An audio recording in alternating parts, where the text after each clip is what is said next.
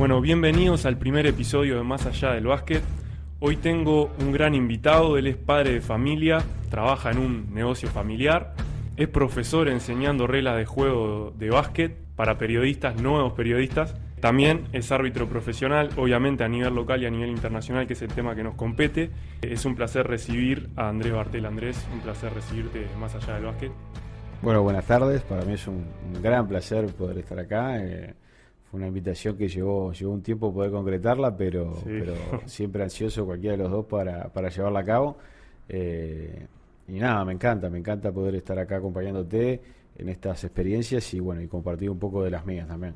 Exacto, tenemos en común que nos gustan mucho los podcasts. Yo siento que cuando escucho un podcast como que me teletransporto, me saca de todo lo que haya en el mundo y como que te aísla y te da como esa frescura para abordar el día a día. Tiene esa magia de la radio, ¿no? Que te Claro. tiene, Yo soy muy radiero, estoy todo el día con la radio prendida, por ejemplo, en el auto, en casa, en el baño. Yo no me puedo bañar si no prendo la radio, por ejemplo. Claro. Entonces siempre necesito a alguien que me esté hablando, que me esté cantando o algo. Y bueno, el tema de los podcasts me apasiona en ese aspecto. Bien, bien. Bueno, vamos a empezar un poco en la charla. Te quería preguntar, en tus inicios de la conexión que tuviste con el básquet, o sea, en el momento que comenzó tu amor por el básquet, lejos de ser árbitro, sino cuando vos eras chico, ¿cómo fueron tus inicios? Bueno, mirá, te cuento, yo juego básquet desde los temprano 9, 10 años. Yo hacía baby fútbol, era arquero.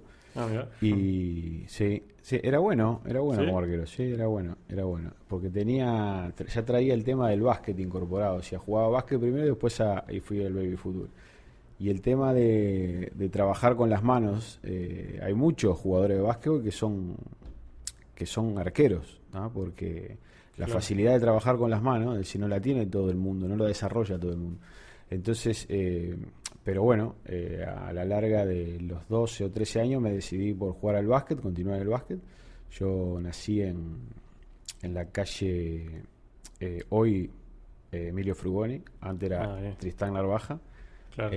frente al Bar Tincal, así que a una cuadra y media de Welcome, ¿tá? Del Claro. club Welcome. Y bueno, ahí inicié mis primeros años de jugador de básquet y bueno, hice las formativas hasta los 17, 18 años.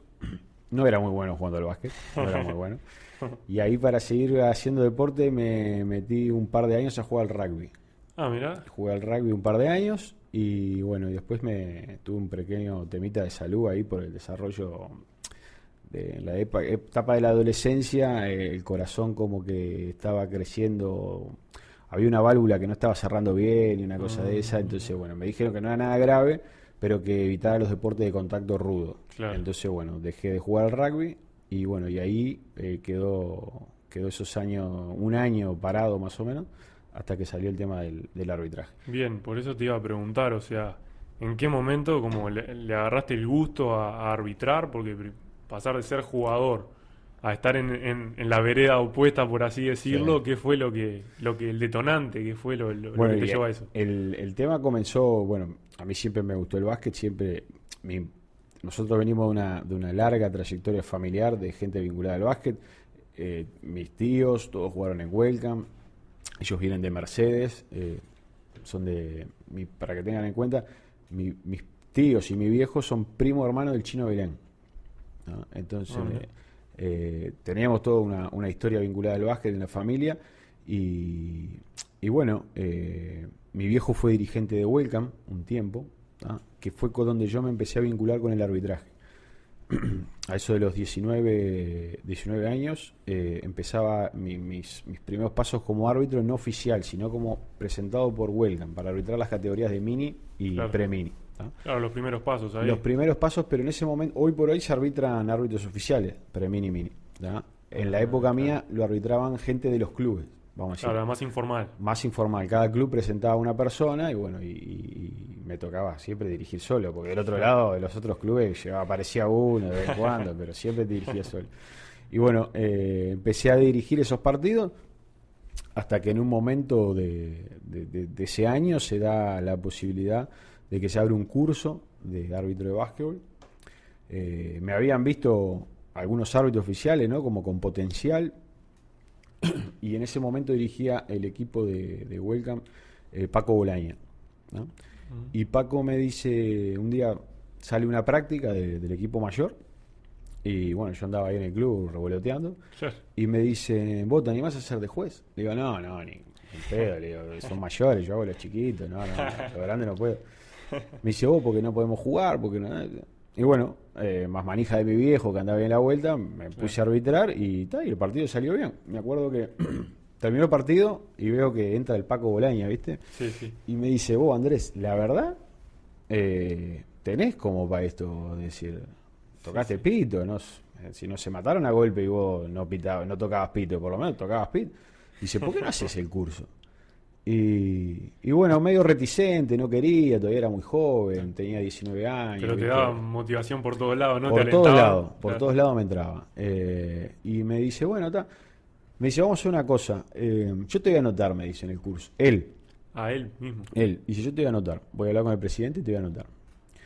Y le digo, no jodas, Paco, dejá quieto. Si yo si me pica el bicho, voy. No, Claro. dejar por ahí. No me iba a picar nunca, nada. Yo por iniciativa propia no iba a ir, ni en joda. Y un día me llama y me dice, vos, mirá que te inscribí en el curso, empezás el lunes. Le digo, Paco, me matás, porque vos fijate que ping. Me dice, bueno, andá por lo menos, andá a la primera clase y fijate, porque yo ya hablé con moví cielo y tierra y no me dejé pegado. Claro, probá por lo menos. Claro.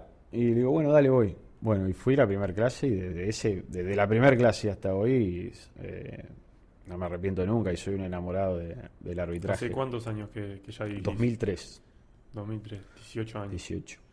Bien. 2003. Y ahí fue el inicio de esto. ¿Y profesionalmente? Bueno, desde ¿Primera edición? de primera, déjame sacar cuentas, por 2010 más o menos. ¿Cuál 2010, recordás ahí el primer partido, Sí, la primera liga? La primera liga, el primer partido mío lo hice en cancha de Malvin, hebraica.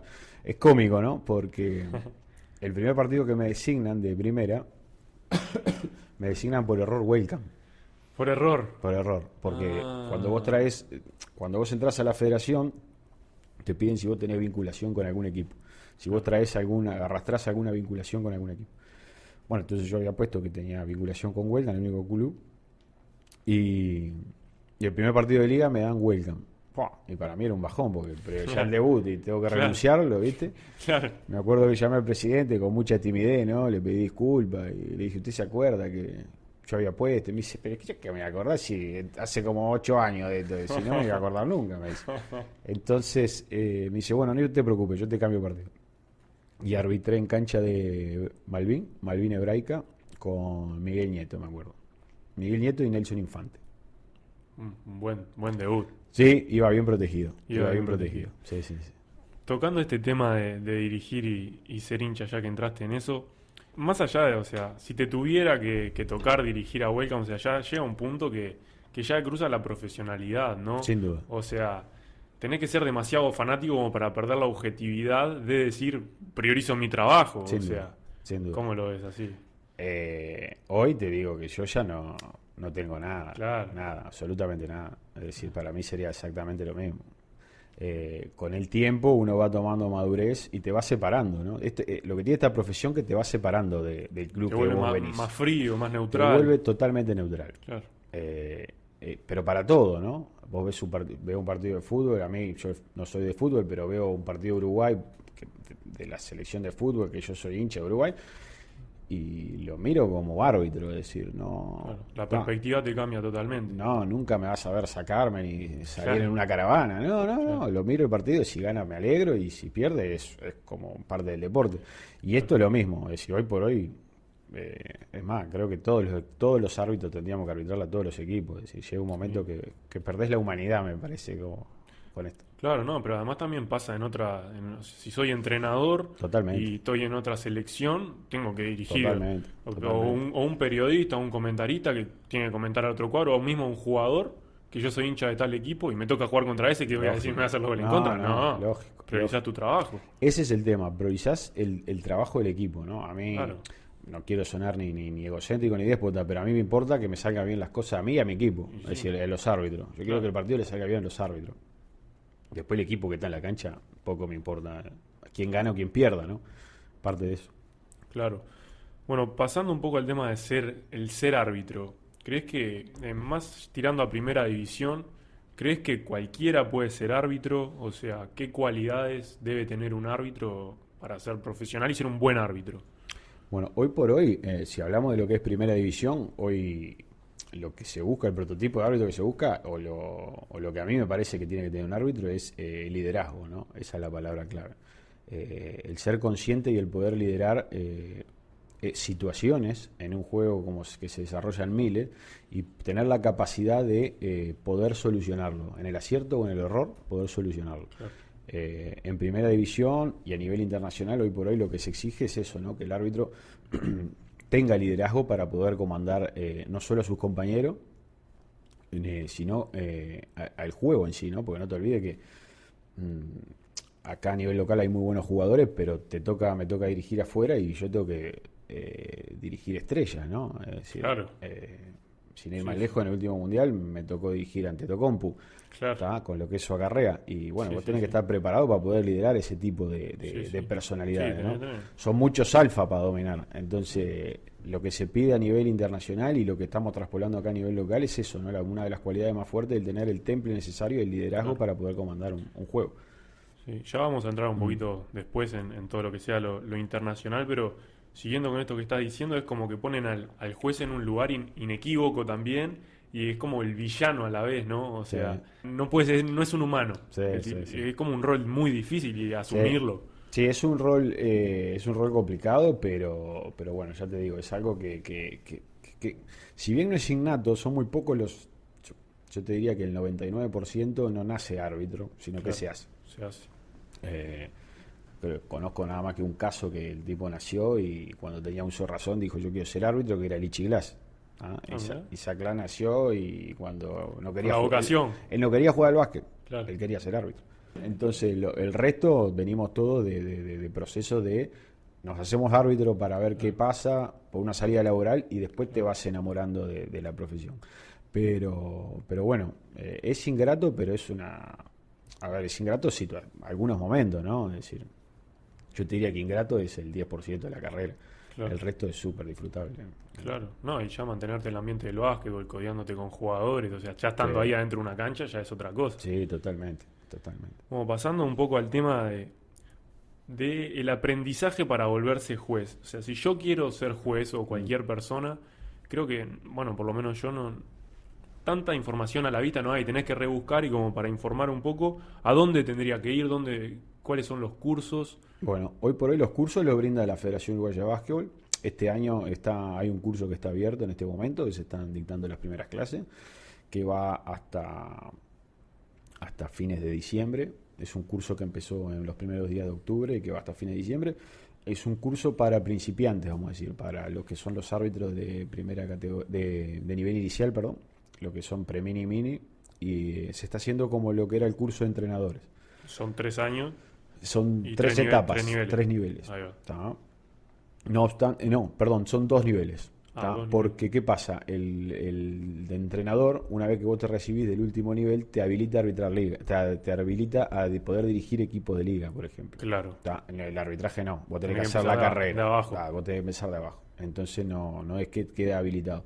Pero bueno, hoy por hoy los cursos se dan en la federación y con un equipo que está muy bueno. Hay árbitros retirados que están dando el curso y hay árbitros en actividad, como el caso de Julio Dutra y Valentina Dorrego, Sí.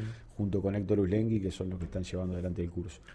Y hay, o sea, superpoblación de jueces, faltan jueces, Siempre falta. siempre faltan Siempre jueces. falta. Y Porque- también es muy difícil fomentar el tema Sí. este, ¿no? El tema es que no se busca bien. Creo que por Claro. ahí pasa el tema, ¿no?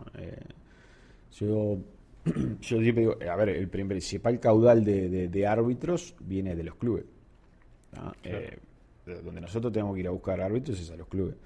Hay gente que, como yo, que se dio cuenta a temprana edad que la carrera era limitada, que no iba a llegar a nivel profesional, y bueno, seguir vinculado al deporte. Claro.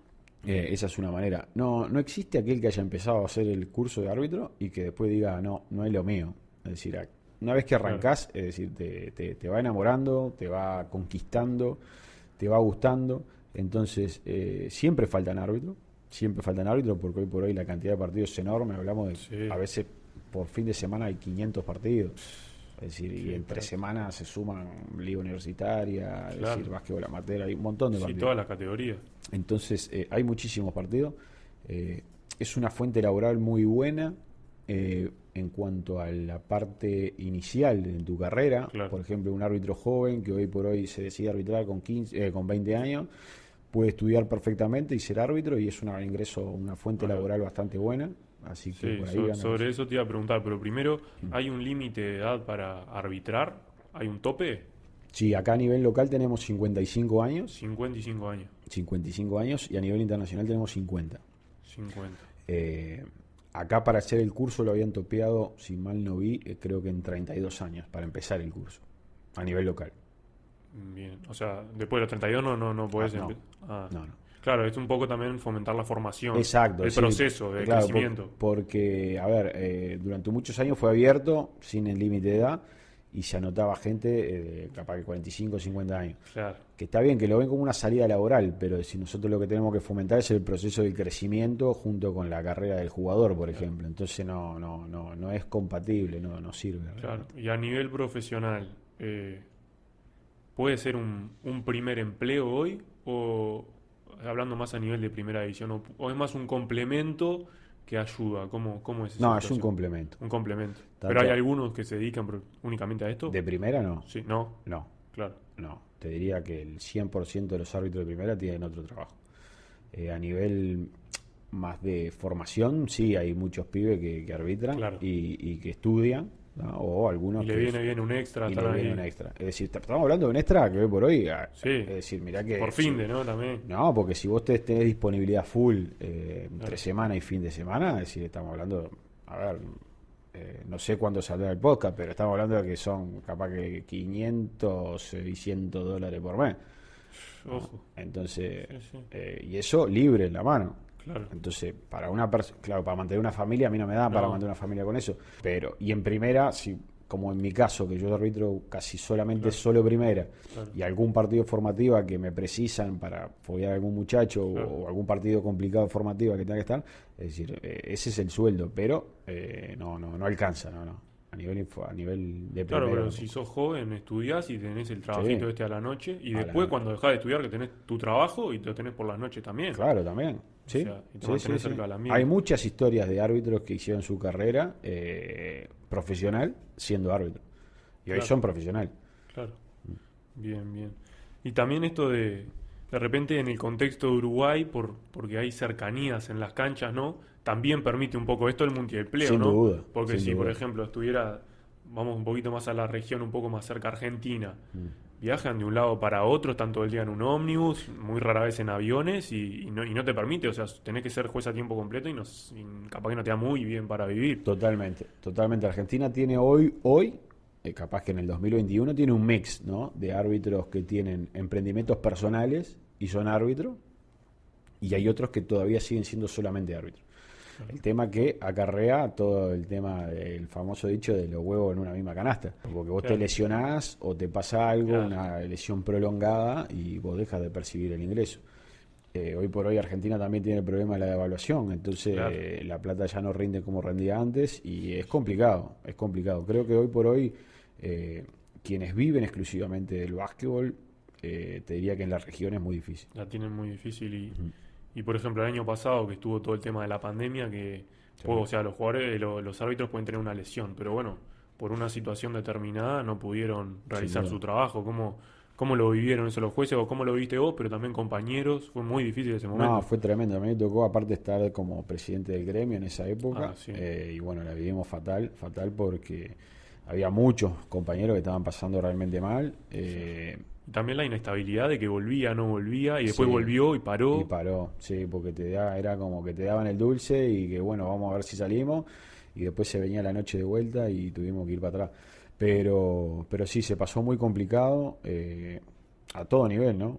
A mí a nivel internacional también me afectó mucho, es decir, si bien el nivel se seguía compitiendo a nivel internacional, bajaron un montón de torneos, por ejemplo la Liga Sudamericana no se hizo, hay un montón de torneos que no se llevaron a cabo y que a la larga repercuten económicamente también a nivel internacional. Claro. Y a nivel de condiciones laborales de los árbitros, ¿hoy en día están luchando por algo algo que estén disconformes o que se tenga que mejorar en cuestión de los jueces? Mirá, a nivel local, lo que se quiere llevar adelante es el tema de que la pandemia desnudó, ¿no? El Claro. tema del salario jornalero, ¿no? Eso es lo que nosotros somos jornaleros, nosotros cobramos por partido que arbitramos.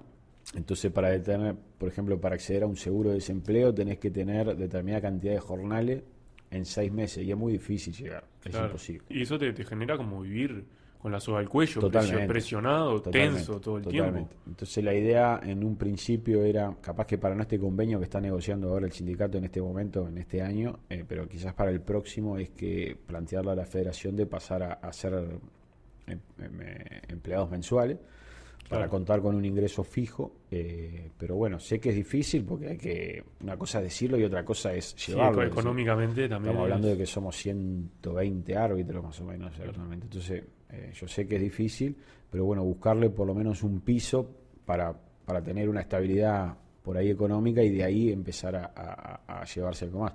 Pero, a ver, nosotros lo que tenemos que por ahí pelear también, más allá de los viáticos, es por el tema del perfeccionamiento del árbitro, ¿no? Claro. Es decir, a ver, a mí la parte económica me sirve, me importa y estoy preocupado, pero a mí me importa también la formación de los árbitros, ¿no? Porque yo siempre digo, es muy es muy fácil pedir plata, pero lo que yo creo que podría ser más fácil pedir plata después de ser Excelente, mejores árbitros. claro, de ¿entendés? ser Creo que hoy por hoy, elite. exacto, hoy por hoy tenemos mucha falencia Y hay Ah. exigencia. y exigimos demasiado. Claro.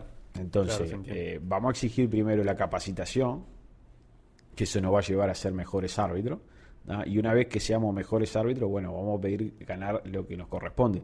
Pero me parece que no es pedir y no dar algo a cambio. Claro, ¿no? que haya resultado también. Que Yo se si me demuestre. das, si me das hoy, me decís, Andrés, te doy, no sé, 3.000 pesos más por partido, o te pongo un instructor, un nutricionista, un psicólogo, Claro. o esto, te armo un equipo de trabajo, de contención, de arbitraje, y que me das a elegir, te elijo el equipo de contención y el equipo de desarrollo, sin duda.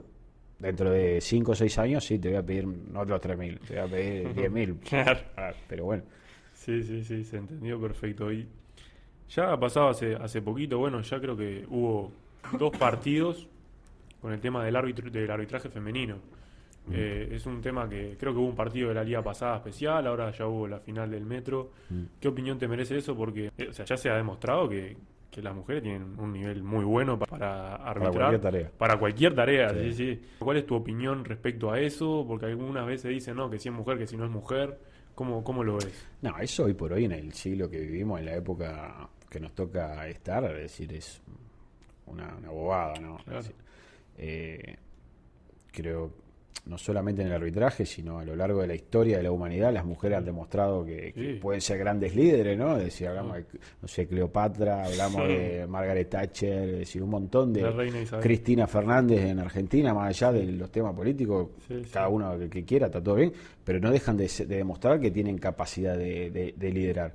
Y el tema de las mujeres acá a nivel local es lo mismo.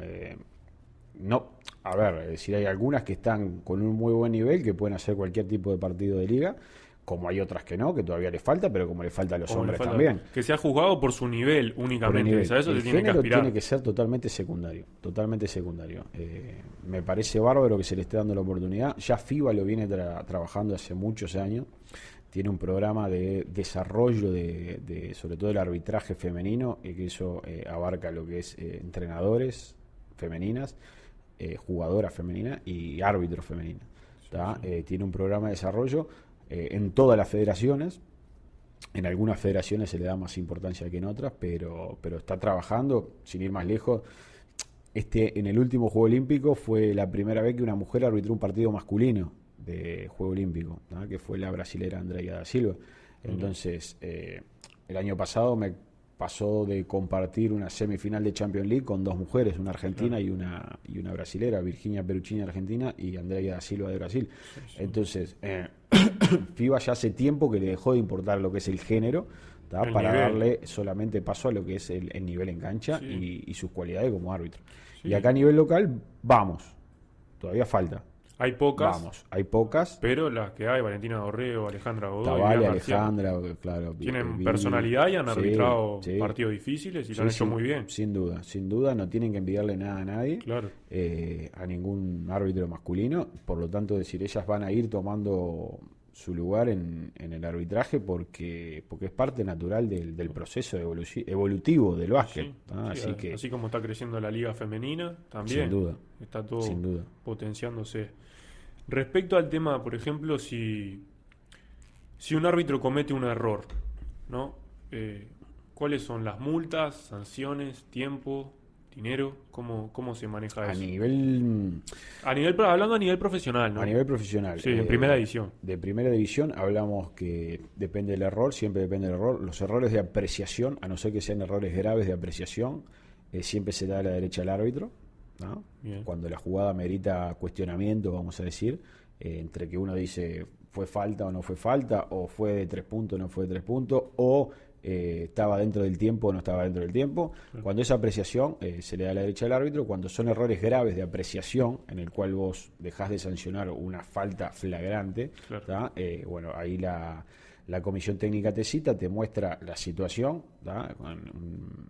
Con un video, o si estuvo presente el evaluador te dice, mira, esto fue así y no admitía discusión. Bueno, ahí hay una sanción de partidos por fecha. ¿No? Determinada cantidad de fechas vos quedás inhabilitado para poder continuar arbitrando, ¿no?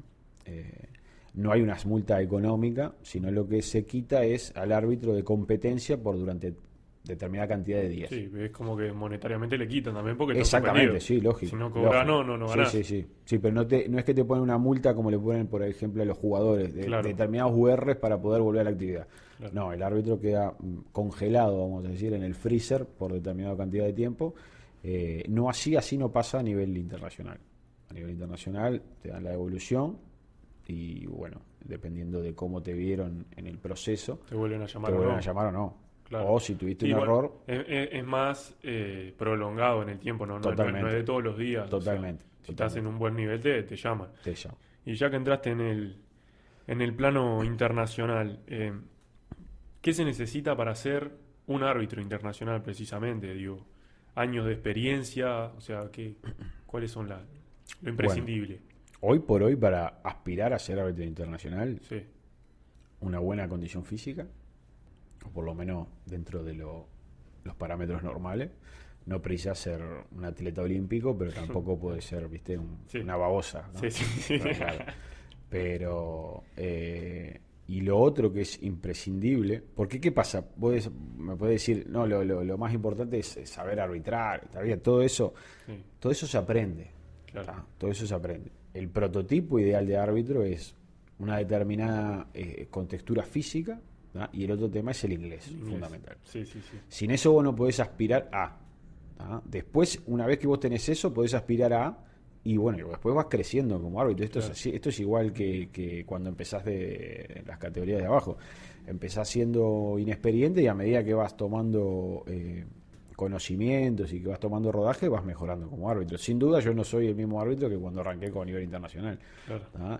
Pero había ciertas cosas que las sigo trayendo. Claro. Bueno, has arbitrado por muchos lugares internacionalmente. El Mundial de China 2019, Sí. muchas ventanas de eliminatorias, la Champions League. También un Mundial en U19. ¿Dónde es que fue ese? En Egipto fue En eso. Egipto.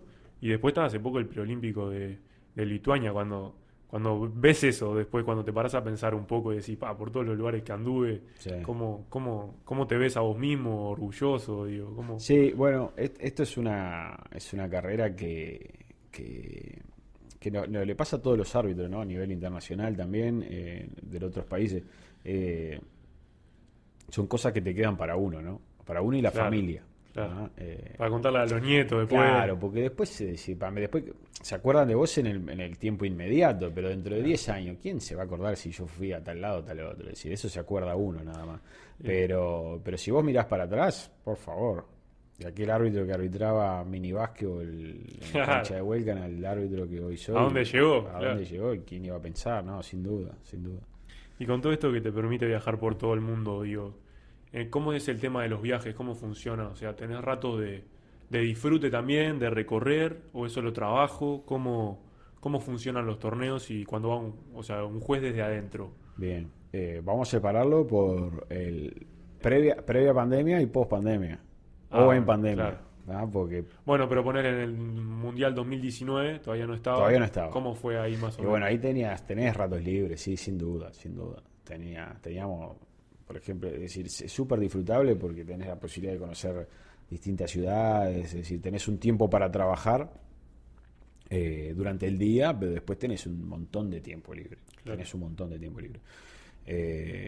Salís a conocer, yo he conocido, yo qué sé, un millón de ciudades, muchas ciudades, porque me tocó estar ahí y tenía la posibilidad, ¿no? No es que vos quedás encuartelado. Hoy por hoy sí quedás encuartelado, estás adentro de una burbuja. Claro. Hoy por hoy no podés conocer nada. Así fue más en el preolímpico. Y en el preolímpico, por ejemplo, yo fui a Croacia, estuve en Split, que tiene las mejores playas de Europa, por ejemplo, y las podía ver del balcón. No podía bajar a la playa. Entonces, claro, preso ahí. Preso. Fua. Y el día que me fui, toqué el agua arriba de un barco, porque no. Claro, de arriba del barquito toqué el agua. Pero no podías, ¿viste? Entonces, durante la pandemia me tocó estar en ciudades muy bonitas, pero no pude conocerlas. Es decir, Claro. como si no hubiese ido. Iba de la cancha al hotel. Y si vamos un poco a las experiencias, la peor experiencia, sin contar la pandemia, digo, que digas, esto fue de película, pero película de horror. Sí, me tocó un torneo en Oruro, en Bolivia, una liga sudamericana en Bolivia. ¿Qué pasa? No tienen la cultura basquetbolística que por ahí tienen, Claro. tenemos nosotros, pero sí tienen infraestructura. Claro. Quiero que eso le quede bien claro a todo el que escuche. Bolivia tiene de los mejores estadios de Sudamérica en básquet. Mira. Estamos hablando de mini cilindros, lo que era en el cilindro municipal. Son todos de hormigón armado la mayoría, ¿tá? Pero son mini estadios de ese tipo, ¿tá? Por varias ciudades. Oruro, Cochabamba, La Paz, Santa Cruz. Tiene muy buena infraestructura. Lo que no tiene es por ahí la logística. La organización. La organización. Claro. Yo me acuerdo que ese torneo se jugó, muy gracioso, se jugó una liga sudamericana, sin 24 segundos porque no andaba. Sin 24 segundos. Sí, había ¿En qué año fue esto? Estamos en el 21, ponerle que haya sido en el 18, 17, por ahí. Sin reloj Sí, 24. no había reloj y no había manera no había manera. Y el partido salía por DirecTV por todos lados. Entonces me acuerdo que estaba Geraldo Fontana, estaba como encargado, que era el agente de FIBA, que claro, el loco se quería morir, porque ¿qué hacía? Esto salía para todos lados. Y lo que consiguieron fue un reloj manual, porque ¿qué pasa? Vos decís, se pasa acá, suspendemos el partido, venimos mañana. Pero ahí Sí. le dijeron al tipo, no hay manera de conseguirlo, no podemos, no tenemos Arreglate, dónde, no Catalina. tenemos. Y eso hay que jugarlo, porque da la tele, el satélite, todo pago. Y bueno, entonces había un tipo con un cronómetro y decía, agarraba un micrófono y decía, empiezan los 24 segundos. Y ahí empezaba ahí, vos ibas ahí y decían, quedan 15, 10, tire. Cuando jugaba el equipo local decía, tire. No.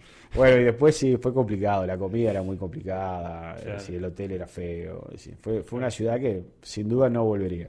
Una experiencia olvidable. Sí, totalmente, pero También- le ponían ganas. Claro, ¿tuviste también una por las eliminatorias africanas también? Por Nigeria, esa también como... Sí, esa fue brava también, ¿Esa esa fue también? brava. Sí, esa fue brava, no solo me agarró en un momento familiar, la nena era chiquita, tenía 2 años y pico, y a mí los viajes esos que tengo que cruzar el Atlántico me matan, ¿viste? Me matan. Larguísimo. Se me hacen muy largos, ¿viste? A mí los viajes más de 7 días, 8 días se me hacen eternos. Claro. Y estos fueron como 12, 13 días en un país que la verdad que para nosotros es bravo, porque es una ciudad que no es muy linda para visitar. Lagos, Nigeria, Lagos. La gente es muy hospitalaria, pero bueno, mucha inseguridad. Las calles son. La ciudad es fea, ¿viste? Claro. Tenías que estar preso adentro del hotel, no podías salir a ningún lado. La cancha donde íbamos, el vestuario de árbitro, una cosa que parecía una casa velatoria, ¿viste? Ah, Nunca vi paredes pintadas de negro. Bueno, las paredes estaban pintadas de negro y lo único que había en el vestuario era una lamparita colgando, ¿no? Y las paredes pintadas de negro. O sea, vos no sabías si había un tipo atrás de una sombra, no sabías nada. No. Nigeria fue muy fea la experiencia en cuanto a llegar y al estar allá. Después los partidos, los chicos, los árbitros que compartí de allá de África eran macanudos y yo sentí bárbaro. El hotel era muy bueno. Eso es las cosas que tenemos, ¿no? Cuando viajamos por FIBA Mundo, claro. La organización son fabulosas, ¿viste? Y la hotelería que nos da a nosotros somos los reyes. Imposible pagarla si fuera a pagar el hotel, ¿no? Estamos hablando de hoteles de $300, $500 la noche. Nosotros, después, pero claro, vas a estar del lujo y salís ahí y después vas a Bruro, claro. que no tenés puerta, tenés que poner una cortina, ¿viste? Pero bueno, es lo que toca, es como decía Geraldo, ¿no? El jefe anterior que teníamos me decía, usted tiene que estar preparado para arbitrar donde sea, ¿viste? En el Palau Sant Jordi, en el Madison Square Garden, o tiene que arbitrar, no sé, en una cancha a nivel local. Bueno, usted tiene que rendir igual. No importa la infraestructura que haya, usted tiene que rendir igual. Y así lo tomamos, ¿no? Claro. Sí. Ya te voy a preguntar sobre eso que acabas de decir, pero tu objetivo es ahora, hay un mundial en el 2023, Filipinas, Japón, Indonesia. Sí. Digo, está entre tus objetivos, entre tus metas, poder estar presente. Sí, también. Bueno, primero ahora en unos días, en menos de una semana, arranca la eliminatoria para los equipos y arranca la eliminatoria para los árbitros. Es decir, nosotros vamos, ahí los evalúan también. Sí, nosotros vamos partido a partido. No es con cassette, porque es así, nosotros vamos partido a partido. Algunos árbitros ya tenemos un rodaje más, una trayectoria mayor, por lo tanto, bueno, es decir, traemos un currículum más completo, pero bueno, tenemos que hacer todos, no todos, incluido yo, tenemos que hacer todos una buena eliminatoria para poder aspirar después luego y poder tener chance de ir a un mundial. Igual, así hagas una buena eliminatoria, sigue siendo difícil poder ir, ¿no? Claro. Como árbitro desde Uruguay. Claro. Si Uruguay clasifica en el mundial, bueno, ahí las chances de que vaya por lo menos un árbitro crecen considerablemente. Tu nivel tiene que ser muy bueno. Exacto. Tenés que hacer una muy buena eliminatoria para poder acceder sin que vaya a tu país. Si tu país va, bueno, ahí se abre una puertita más para que puedas que pueda participar por lo menos uno. Sin ir más lejos, estuviste cerquita, ¿no? De ir ahí al último Juego Olímpico, ¿no? Estuviste ahí en la lista quedaste afuera por poquito. Sí, estuve en la... Bueno, lo que pasó en los Juegos Olímpicos fueron que no venía pasando. Eran 30 árbitros entre varones y mujeres, masculino y femenino, 30 árbitros. La lista de los Juegos Olímpicos siempre es mucho más reducida porque son menos equipos. Claro, sí, 12 selecciones. Exacto, entonces son pocos árbitros. ¿Y qué pasó? Las clasificatorias para los Juegos Olímpicos, que se hicieron 4, en la que Uruguay jugó Canadá, Lituania, Serbia y Croacia. ¿tá? Lo que hizo FIBA dijo, voy a agarrar los árbitros que van a ir a los Juegos Olímpicos y los separo en esas 4 sedes y uso los clasificatorios como preparación a ir a los Juegos Olímpicos. Claro. ¿tá? Ya es un selecto grupo los que van al preolímpico. Eran 32 árbitros, claro. Porque eran 8 por sede, claro. 8 y 8, 16, 16 por 2, 32 árbitros. De los cuales 2 éramos que no estábamos en los Juegos Olímpicos, claro. Pero fui designados para los clasificatorios. Ay, cerquita. Entonces, claro. Te da a entender de que, bueno, estuvimos cerca de tener una representación olímpica, pero bueno. Bueno, Uruguay no estuvo, capaz que si Uruguay estaba, capaz... No, porque ya habían salido las nominaciones. Ya estaban. Las nominaciones ya estaban dadas desde marzo, claro. ya estaba. Si Uruguay clasificara, no iba a ir. Pero bueno, me deja contento, me deja satisfecho, la experiencia. No arbitré tanto como hubiese querido, porque todo es parte del proceso. Es decir, claro. Uno a veces dice, estoy acá, tengo que arbitrar, ¿viste? Pero claro. Bueno, hay que entender de que hay otros que son mejores, sí. Hay otros que tienen un mayor currículum, un mayor rodaje, se juega mucho, se juega una clasificación, un juego olímpico con todo lo que se acarrea, y hay que entender de que quien designa también tiene una carga emocional, una carga de decir, bueno, me la juego y pongo a este muchacho que nadie lo conoce, claro. Que lo conozco yo, o pongo a este árbitro que tiene 3 mundiales arriba, 4 Juegos Olímpicos, claro. ¿A quién pongo? Bueno, vamos a poner a este y no vamos a hacer experimento en este claro. Tipo de partido. Entonces, bueno, una vez que estás allá querés arbitrar, pero después te pones a analizar y decís, bueno, pucha, está bien lo que hacen, está bien Claro. darle paso a los que tienen más experiencia y bueno, ya llegará el momento de que, si llega, el momento de que sea yo el experiente y tenga que estar otro con Claro. menos experiencia esperando la oportunidad. Pero Claro, parte claro. del crecimiento. Y esto de estar internacionalmente, por ejemplo, te toca irte a, ya hablamos del preolímpico, y después tenés que volver a Montevideo y tenés que ir a la cancha de tal equipo de formativas con pibes de 16 años. Sí. ¿Cómo pasás a dirigir como un partido que está Giannis Antetokounmpo?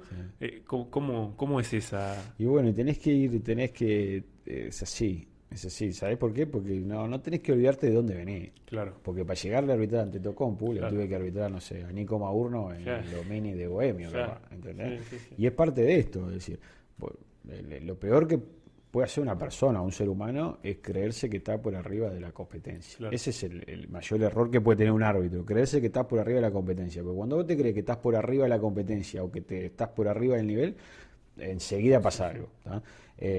¿Cómo lo afrontás? Y bueno, de la mejor manera, es decir, con la mejor buena onda. Yo no arbitro muchas formativas, ¿tá? Pero bueno, cuando arbitro soy 100% profesional, voy, hago lo que tengo que hacer, yo voy a trabajar y siempre voy con algún muchacho nuevo o algún muchacho que está en desarrollo, algún árbitro que está en desarrollo. Claro, como Entonces, para pulirlo, para darle, claro, porque decir lo que corregirlo. porque ¿qué pasa? A mí, después de tanto tiempo, es decir, estando en esto, yo ya estuve todos los domingos arbitrando, Claro, todos los sábados. claro. ¿tá? Y más allá de eso, creo que hay un proceso evolutivo. Es decir, no es lo mismo darle un partido a Bartel sub-20 de dos equipos competitivos, como puede ser, yo que sé, Biguay y Malvin, que dárselo a un muchacho que está en desarrollo. ¿tá? Sin lugar a dudas, ese muchacho que está en desarrollo va a aprovechar mucho más ese partido Claro. de lo que lo puede aprovechar Andrés Bartel, que ya hizo 200 de esos Sí, partidos. lo potencia mucho. Entonces, yo voy, participo, pero a mí no me manden a arbitrar con, no sé, Sánchez Varela a un Claro. partido formativa. Claro. ¿Por qué? Porque, no, manden a Sánchez Varela con uno y mándenme a mí con otro. Claro. ¿tá? Y entonces de esa manera trabajamos desde la parte pedagógica con el árbitro que está en desarrollo. ¿tá? Por lo menos a mí es como me gusta encarar los partidos formativos de esa manera. Claro, sí, sí. Ahora, bueno, ya se ha dicho que, bueno, ya volvió el público en esta liga, público locatario, pero ¿qué balance haces vos del periodo que no estuvo el público en las canchas, los espectadores? ¿Cómo te gusta más? ¿Cancha llena? ¿Cómo te sentís más cómodo? O sea, ¿o vacía? ¿O cómo? Bueno, hay dos factores, ¿no? El que fuera sin público obligaba a que se te tuviera que jugar en un escenario, por ejemplo, y teníamos todos los partidos televisados. Claro, ¿tá? ¿Qué era lo positivo de eso? la revisión. Todos los partidos teníamos IRS. Claro. ¿tá? Todos los partidos teníamos IRS. ¿Qué es el IRS para el que está escuchando? Bueno, Sí, ya vamos a entrar en ahí eso, está, ya bueno, vamos a entrar ahora en lo vamos a hablar.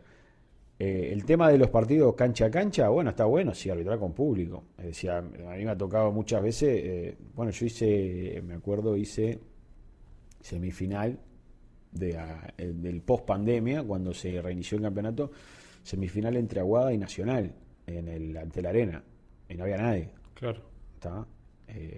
Y después fueron las finales en el ante la Arena y no había nadie.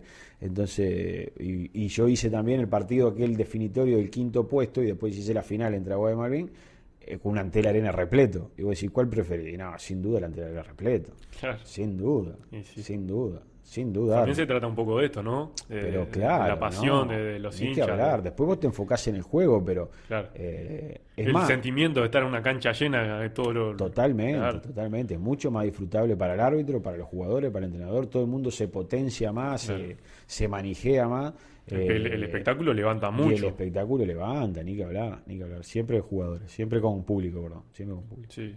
Y este tema del público, ¿alguna vez te ha pasado de sufrir alguna agresión de un hincha o algún altercado con algún hincha de algún club? Cuando estaba en los primeros, el segundo año de árbitro, ¿En primera división? Decís? no, formativa. de formativa, sí, me agredieron, me acuerdo, en cancha de Capitol, fueron dos jugadores. Fueron dos jugadores de formativa, de categoría sub-20, teníamos más o menos la misma edad, porque yo hice el curso con 19, así que yo tenía 20 y poquitos años. Y bueno, Nunca entendí cuál fue el motivo de la lesión. Fue en el primer cuarto, habían pasado 3 minutos de partido. Venía caliente de la casa. Sí, claro, sí, viste, y una me pegó, me acuerdo, me pegó un bolón en el ojete. Y después me pegó otro, me tiró un roscazo también. Sí que me separaron ahí. Pero sí, fue la única vez que tuve un momento jodido, que tuve que ir a una comisaría, hacer una denuncia y ese tipo de cosas. Pero en primera división Pero en nunca. primera división nunca. Nunca y ni cerca, ¿no? de eso. Nada. ¿Qué te genera, Andrés, cuando un jugador, por ejemplo, te hace la señal De la tele. la del VAR en el fútbol, por así decirlo? Nos estamos en el tercer cuarto, 3 minutos 33, y vos decís, ¿qué te genera? Sí. La seña igual la de la tele, esa es del rugby, ¿no? Del TMO. El Claro, cuadradito así la es del pantallita, rugby. La claro. pantallita es del rugby. Nosotros tenemos otra señalización que es El molinillo, exacto, así, el como- mover el dedo índice Claro. hacia el frente, ¿tá? Que esa es la señal oficial de revisión. ¿Qué me genera? La verdad que muchas veces no lo veo poco profesional, te voy a decir la verdad. Claro. ¿Tá? Que el Sí, jugador solicite la revisión de una jugada, lo veo poco profesional. Porque los árbitros sabemos cuándo debemos hacer la revisión y cuándo no. Por lo tanto, es decir, en el 90% de los casos que la pide un jugador, está fuera Está mal pedida. Está mal pedida. Son situaciones que no son revisables. ¿Tá? Entonces, yo no veo, por ejemplo, jugadores en NBA haciendo la seña de revisión a los árbitros. No lo veo. Sí. No lo veo. Yo veo un partido de NBA y no veo un jugador que salga corriendo un árbitro para que le diga revisar la jugada. El árbitro sabe cuándo tiene que revisar la jugada, cuándo amerita y cuándo el reglamento le permite revisar Claro. la jugada. O sea, no me gusta. Es decir, muchas veces yo se lo comento a los jugadores. ¿Viste? Claro. Es decir, no necesito que vos me lo digas. Porque si no queda, porque ellos no entienden, que queda como que el jugador me está pidiendo la revisión. Claro. Y yo voy a revisar porque el jugador me pide. No, yo voy a revisar porque yo tengo duda y quiero revisar. Y a mí el reglamento me permite revisar esa situación. Claro, te ampara, pero da lugar a esa interpretación de El que- decir, el que como está de le reclama el jugador. claro, el que está de afuera viendo Claro. el partido dice, la revisa porque fulanito se la pide. Claro. Entonces, creo que es poco profesional que los jugadores de primera división ya tienen que saber qué situaciones son revisables y si no las sé, directamente no hago seña. ¿tá? No hago seña porque no lo veo bien. Creo que es algo que que tiene que madurar con la competencia. Claro. ¿tá? Apuntar a un nivel más alto de profesionalismo, Totalmente. pero en todos. Porque el árbitro sabe cuándo debe revisar Claro. y qué es lo que debe revisar. ¿tá? No es necesario que nadie le venga a decir. Y también pasa, bueno, muchas veces los entrenadores cuando hacen pedidos, que ya vamos a entrar en el Challenge Rule, pero, por ejemplo, porque para que un jugador o un entrenador se asesore a nivel reglamentario, capaz que tiene que leerse el reglamento de la FIBA del 2020, creo que es el último que salió, y actualizarse con las reglas. Pero, ¿hay alguna instancia para que un jugador pueda asesorarse sin tener que ir a los libros o algo más práctico? ¿Existe? ¿O un entrenador? ¿Una capacitación de, bueno, una regla nueva? Bueno, hay una reunión, una instancia. Mira, esa es una de las falencias que por ahí tiene nuestra estructura, ¿no? Nuestra estructura basquetbolística. Nosotros no tenemos una estructura armada Claro. de enseñanza más allá de lo que se le enseña a los árbitros. ¿tá? Me pasó el otro día en un partido 21, un entrenador, me viene un entrenador que a veces es asistente de liga. ¿tá? O sea, no es un Claro. entrenador. ¿tá? Sí, profesional. Me viene a preguntar cómo era la regla del semicírculo de no carga. Y la regla del semicírculo de no carga debe ser como 5 o 6 años que la venimos utilizando a nivel de FIBA. ¿tá? Claro. Pues la trajimos en Entonces yo con todo gusto le expliqué y le digo, pero bueno, puede ser que hayas convivido 6 años con esta regla y que no sepa cómo es. Me dice, no, bueno, pero viste que es difícil a veces preguntar, interpretar, tenés que leer, pero no. ¿tá? Entonces, se precisa tener una estructura de contención más allá de los árbitros, ¿tá? Para el tema de evacuación de dudas. Durante un tiempo se hizo que antes de empezar un torneo como el Metro, por ejemplo, o la Liga Uruguaya, se hacía una charla con los entrenadores que siempre fueron muy enriquecedoras. ¿no? Nunca participamos los árbitros, son entrenadores con la parte dirigencial de la escuela, vamos a decir, con Héctor Usley, Claro. con ese tipo de gente. Entonces, yo sé que salía una charla muy enriquecedora en ese aspecto, pero no puede ser que un año se hace y otro año Pero no. ¿y cuál fue el motivo que se dejó de hacer? Y yo qué sé, porque... No un motivo. Porque no hay una estructura, claro, no hay... claro. Es decir, yo voy a, no sé, cualquier competencia internacional y antes del torneo hay un camp, que le decimos nosotros, un campamento de lo que vamos a trabajar. Claro. ¿Tá? Pero todos los torneos es igual. Entonces, acá lo que no tenemos es una estructura que sea todos los torneos, antes de empezar, hay que dar una charla, un congresillo, Sí. una actualización de reglas, ¿tá? Con las distintas competencias.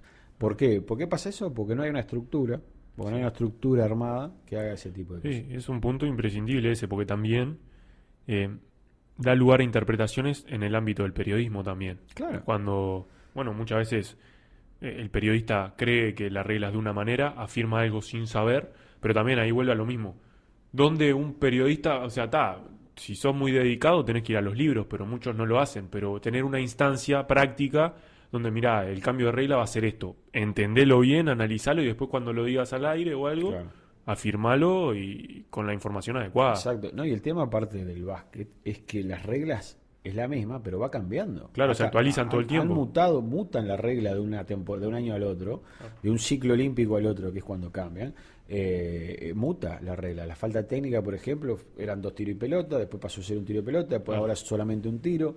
El semicírculo de no carga empezó de una manera, ahora es de otra. Entonces, yo entiendo los periodistas, entiendo los jugadores muchas veces que no entiendan la regla o que no sepan o que estén desactualizados de la regla que para ellos era una manera y en un periodo de tiempo cambió. Claro. Y ahora hoy es de otra. ¿Qué podemos hacer? Y bueno, yo hoy por hoy, es decir, tengo el teléfono de muchísimos periodistas, claro. Entrenadores me contactan mucho a través de mis redes sociales. La única que tengo es Facebook, ¿no? pero es para guardar fotos nomás, porque yo no soy, claro, sí, yo no soy muy de redes sociales, porque después si querés hablamos del tema, abrís el tema de redes sociales y sí, de que me desean que me caiga un piano en la cabeza. Entonces pero mucha gente me consulta, sí, yo siempre no doy opiniones acerca del juicio del árbitro. Claro. Me dice, no, mira, fulanito me cobró esto. Yo no te voy a decir si está bien o mal. Yo te voy a decir cómo es la regla. Claro. Vos sacás tu conclusión. Vos interpretás si estuvo bien o estuvo mal. Pero sí, pero tendríamos que... Si fuera una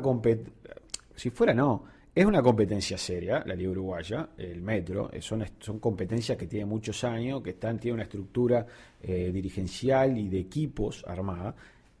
Necesitamos ser más profesionales en cuanto a la parte de arbitraje, sin duda. Es algo que tenemos en el debe desde hace 100 años que tiene la federación. Creo que necesitamos evolucionar de manera urgente, ¿no? Porque no puede ser que sigamos con el tema de todo a nivel de impulso y que claro. Lo llevamos y que los partidos los sacamos. No existe más eso. Tenemos que profesionalizar la parte de arbitraje. No económicamente, como ya dije hoy temprano, no pasa únicamente por la parte económica, pero necesitamos una estructura de arbitraje, que abarque todo.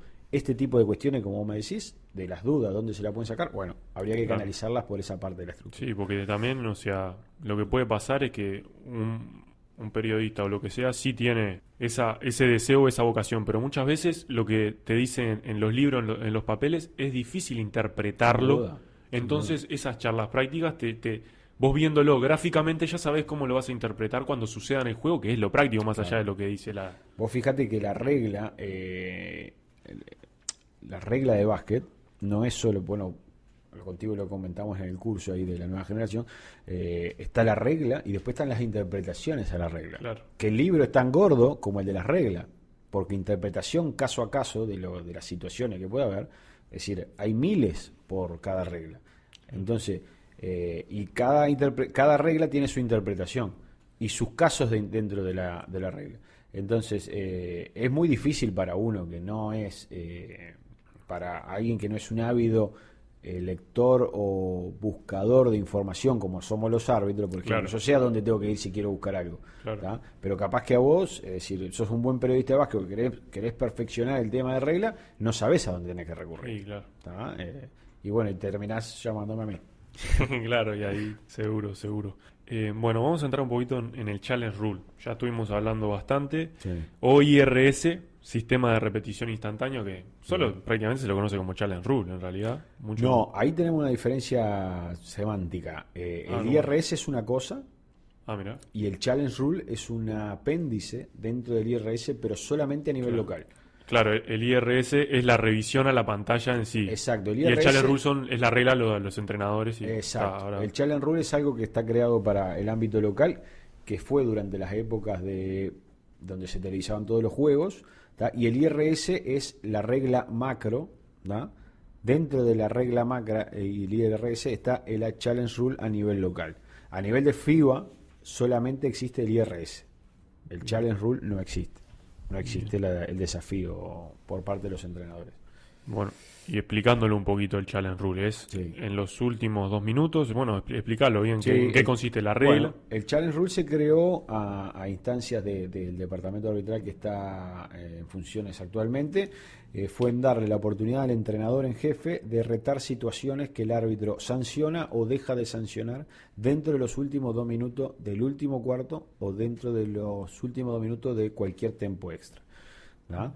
¿Qué puede retar el entrenador? Todas aquellas situaciones que se le hayan pitado en contra y ameriten contacto, quiero decir, todos los FAU que se le sancionan en contra, o puede retar todas aquellas situaciones en el cual no se sancione un foul a su favor, pero que tiene que estar en acto de lanzamiento, si es un foul personal, ¿tá? O una falta antideportiva o una falta descalificante. ¿Tá? No son muchas las situaciones que el entrenador puede retar. ¿Tá? Está bastante acotado, ¿tá? Pero lo que hace el espíritu o con la intención que se creó esa regla fue el no definir un juego producto del error o de la mala apreciación de un árbitro.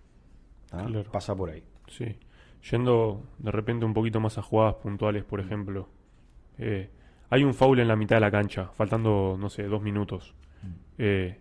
Una falta común, o el técnico la puede retar, va picando la pelota, puede retarla o solo si es antideportivo. No. Si es una falta personal, la Sí. puede retar al equipo que yo se la sanciono. ¿Tá? Digamos, equipo A, equipo B. ¿Tá? Claro. Equipo A ataca con la pelota. Sí, Yo le cobro falta al equipo B, defensiva. claro. ¿Está bien?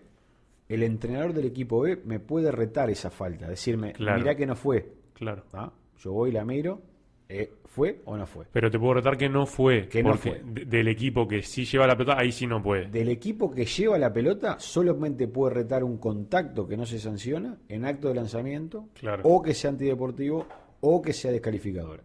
¿Tá? Que el árbitro no pita. ¿Tá? En el traspaso de pelota, vamos a decir, en el juego de balón, quien transporta el balón, si no se sanciona la falta, no se puede revisar. Claro. Y, por ejemplo, ¿cuántas jugadas, cuántos ida y vuelta pueden pasar para reclamar una jugada? Por ejemplo, esto que estamos diciendo en el acto de lanzamiento, fue una falta, ida y vuelta, ida y vuelta, ida y vuelta. Y, ¿cuántas posiciones? ¿Hay un límite? Lo que tiene que hacer el entrenador en jefe es comunicarse rápidamente con el árbitro más cercano, ¿tá? Y manifestarle su intención de retar esa jugada, ¿tá? Bien. Lo que dice la regla, ¿tá? Que está escrito es: vos me estás retando una situación que yo no sanciono, un acto de lanzamiento. Sí. Por ejemplo, Nico tira de 2 puntos, Sí. le hace una falta de lanzamiento, el árbitro no la pita. Claro. ¿Está bien? El equipo de Nico agarra el rebote, ¿tá? Y antes de atacar el aro nuevamente, tiene que pedir el reto de esa jugada. Si ataca el aro, si continúa con el ataque, automáticamente ya no puede retar. Claro. ¿Tá? Pero ¿Por qué? sin Porque- haber detenido el juego. sin o haber sea, detenido el Yo juego. lo detengo. El Exacto. juego. Ah, El bien. equipo por eso no solamente el entrenador, sino el equipo tiene que tener conciencia de lo que está pasando en la cancha. Claro. No puede estar desentendido el juego. Y ahí Porque está la comunicación con el tiene que estar entrenador. la comunicación ahí, con el viveza. entrenador, ¿tá? Y el jugador tiene que saber. Por eso es muy importante que el jugador sepa la regla. Claro. Porque el jugador, al no tener conocimiento de regla, y él mismo lleva a invalidar la situación o la revisión Claro. posterior. Claro, claro. Sí, sí. Y por ejemplo, otra cosa. ¿El juez puede rechazar el pedido del entrenador No. si no lo considera? No, Lo si puede está re- dentro de esas tres, Lo sí. puede rechazar si no amerita revisión. Claro. ¿Tá? Por ejemplo, Pero me reta un camina. Me dice, te reto que eso camina. No, Claro. no puedo retarlo porque eso no entra dentro de la revisión. Pero si a mí me reta algo que está dentro de las reglas de juego o que está dentro del apéndice de challenge, yo tengo que aceptar el reto, ir y comprobarlo. Porque no hay cosa peor que negar algo, Claro. ¿no? Porque eso trae una carga emocional negativa. ¿tá? O irte pensando que tenés toda la información. Me ha pasado muchas veces de que voy a revisar una situación de IRS que digo, no, para mí no fue antideportiva, pero bueno, el otro árbitro que sanciona dice, yo tengo duda, quiero revisar a ver si fue antideportiva. Y vamos, y efectivamente es antideportivo. Porque bueno, la impresión que a vos te queda en el directo no es lo mismo que cuando a vos te muestran 7 cámaras distintas. No. Entonces, siempre que el entrenador te pida una situación de revisión y esté dentro de la regla de juego, el árbitro tiene la obligación de ir a revisar. Hago una breve interrupción para contarles que todo el contenido referente al podcast estará subido en la página de Más Allá del Básquet tanto en Instagram como en Twitter. Podrán ver los recortes de las charlas, también enterarse de quiénes serán los próximos invitados y mucho más. Los dejo nuevamente con la charla junto a Andrés Bartel. Continuando ahora sí con el tema del Challenge Rule, es una regla que ya lo dijimos, tiene muy poquitas cosas que el entrenador sí puede reclamar. Por ejemplo, no se puede reclamar ninguna violación en particular, en cuanto a violaciones. Por ejemplo, un saque de costado, tampoco. Una pelota que se va afuera. Porque dentro de los últimos 2 minutos no se puede reclamar porque, por ejemplo, las pelotas afuera las puede revisar el árbitro por IRS. Claro. Entonces, no se superponen situaciones que están contempladas dentro de lo que es la revisión oficial del IRS. Exacto. Entonces, le da otras situaciones que puede revisar el entrenador. Claro, tampoco, por ejemplo, foul de ataque, tampoco. El foul de ataque puede reclamarlo aquel que se lo sanciona. Claro, para decir que no es. Para decir que no es. Claro. Y bueno, entrando en donde se puede revisar por el IRS, según el momento del juego, hay 5 situaciones al final del cuarto o tiempo suplementario, de las cuales 2 son las que más se utilizan, que son el lanzamiento dentro del tiempo de juego. Sí. El lanzamiento dentro, me dijiste dentro de los últimos... Sí. Dentro del final de periodo. Claro, en el momento faltando en el final del periodo del partido. Final de periodo se puede revisar el full versus el tiempo y si el gol es dentro del tiempo de juego o no. Claro. Eso es en el final de cada cuarto, de cualquier periodo. Claro, también una falta sobre la finalización del periodo o del juego. Exactamente, por eso te decía, full versus tiempo. Si el full está dentro del tiempo o no. Claro. Eso se puede revisar. Claro. Después están 3 situaciones en los últimos 2 minutos del cuarto o del tiempo suplementario, que son la violación en el reloj de tiempo, que es la que más se aplica. Ahí está, la que más se aplica es la de la pelota fuera. Claro. La que más se revisa es dentro de los últimos 2 minutos. La situación que más se revisa es quien envía la pelota fuera de banda. Esa es la principal. Claro, pero todas estas cosas son las que puede reclamar el árbitro. Este tipo de acciones, no, las que puede revisar el árbitro. Este tipo no la puede reclamar el técnico. No son reclamables. Cuando hay una pelota fuera o algo, déjensela a los árbitros. Al árbitro. Claro. Si el árbitro está seguro, va a marcar la dirección del juego. Si no está seguro de la decisión que está tomando, la va a ir a revisar él. Claro. No es necesario reclamarlo. Porque ¿quién se va a querer equivocar? Nadie. Claro. Es decir, yo doy la dirección de juego, estoy convencido. Si tengo duda, bueno, voy y la reviso. Pero no voy a equivocarme a propósito para cometer un error contra ningún equipo. Por eso no es necesario pedir al árbitro que la revise. Claro. Después, en cualquier momento del juego, las que se suelen reclamar con mayor frecuencia son el lanzamiento de 3 puntos, si pisa o no pisa. Si de 2 o de 3, exacto. Eso en cualquier momento del partido, eso no se puede reclamar tampoco, el árbitro es el árbitro es el que decide si voy a revisar si es de 2 o de 3 puntos. Y después también la corrección del reloj de juego y del lanzamiento, o sea, que fue un error que pueda pasar en la mesa. Exacto, errores de reloj, que el reloj no se detenga o que no se ponga en marcha adecuadamente. Y la otra situación, que es de las que más se revisa, es el full antideportivo, cuando se cobra una falta personal, y se quiere hacer un upgrade, o sea, subir a falta antideportivo descalificada. Claro. Esa es otra de las situaciones que hoy por hoy se revisan más.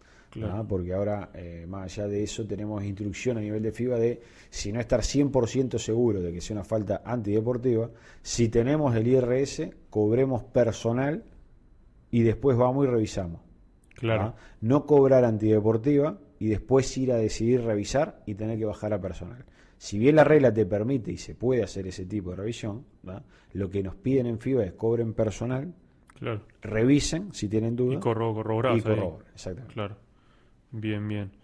En el momento que está el juego en stop, decís que vas a ver el Challenge Rule, no puede ni haber ni sustituciones, ni tiempos muertos. ¿Cómo es? Nada. Se para el juego. Ahí se para y se revisa, y una vez que se comunica la decisión final en cancha, ahí se llevan adelante las sustituciones o los tiempos muertos, ¿no? Porque vos, por ejemplo, digamos que no es un challenge, sino una revisión de IRS, ¿no? Yo voy a revisar una pelota fuera dentro de los últimos 2 minutos, saca equipo A, ¿tá? Equipo B pide tiempo, ¿tá? Porque quiere, o de equipo A pide tiempo porque va a diagramar esa salida. Yo voy a la revisión y me doy cuenta que saca el otro equipo, me va a decir el entrenador, pero ahora ¿para qué quiero el tiempo si saca el otro equipo? Claro. Por lo tanto, el orden adecuado es revisión de IRS, comunicación oficial y final, y después la sustitución y los tiempos muertos. Bien. Y, por ejemplo, este tipo de jugadas dentro del departamento de arbitraje, ¿no? ¿Se hacen reuniones cada tanto, así, todos los árbitros, como analizando jugadas puntuales de, bueno, en esta hubo tal error o hubo tal cosa que hay que modificar, por ejemplo? Sí, mirá, son privadas, ¿no? Obviamente. Sí, lógico. Durante la época de la pandemia, y viste cómo soy yo hablo sin cassette y te lo paso, te lo digo de frente. Durante la pandemia, en lo primero que se jugó en pandemia fue el Metro, aquel en el CEFU. Después se jugó la Liga Corta en Biguá, y después se jugó otro torneo metropolitano en la Reborge.